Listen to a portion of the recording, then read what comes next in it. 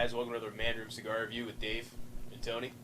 Today we're doing the MUWAT, or as it used to be called, My Uzi Weighs a Ton, which is by Drew Estate. Yep.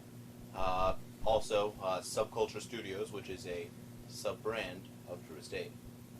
Yeah. Alliteration. Yeah, what do you know? It's not called the My Uzi Weighs a Ton anymore because Uzi actually sued the shit out of them. Yeah, you can't say Uzi apparently on your own packaging. Well, you can, just not when you market and sell a product. Right. Yeah.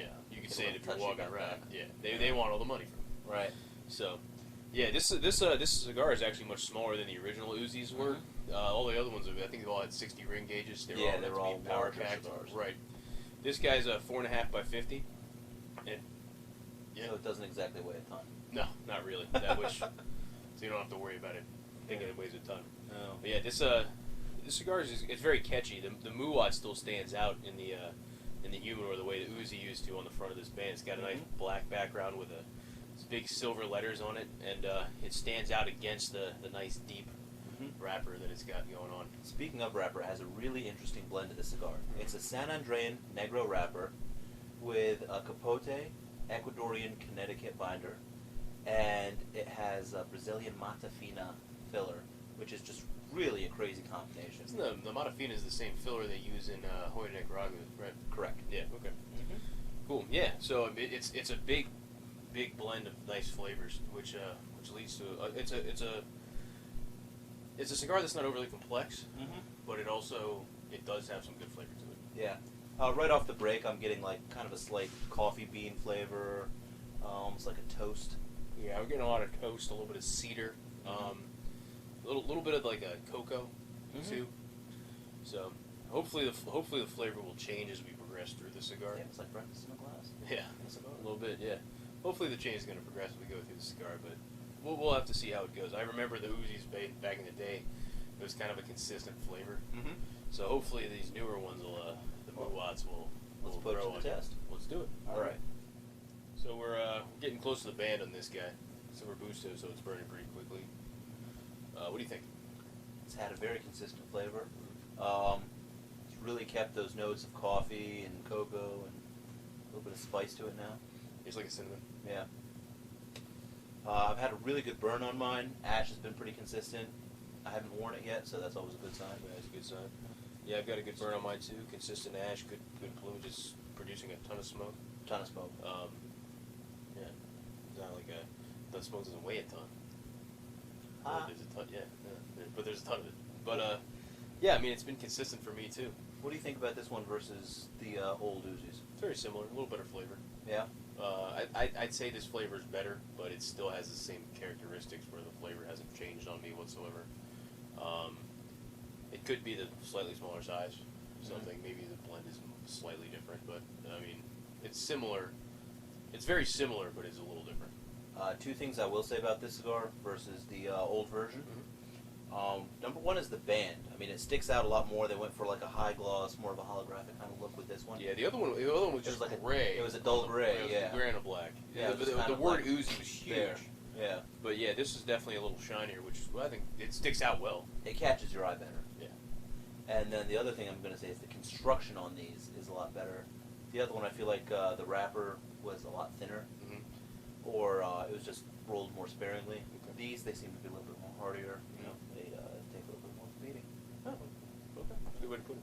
Yeah. Because it weighs so much, it can take a beating. Exactly, because it's a ton. Yeah. All right, let's finish it up. Sounds good. Cool. So we're getting close to the end of them. Still smoking pretty consistently. Got a nice bit of smoke. The ash has been holding up well for me the entire time.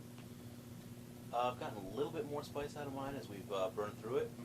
It was something that slightly intensified. It was just enough to let you know that it was still there, but it didn't leave any lingering flavor on the tongue. Yeah, I can see that. Yeah. Mine started to burn a little quickly when we got to the end. Yeah. So that's something that I found interesting. It hasn't really warmed up on me too much, but I thought that was interesting. It started to, yeah. It felt like it sped up a little bit. So what's the price point in this cigar? Around $8. Okay. Yeah. It's not too bad.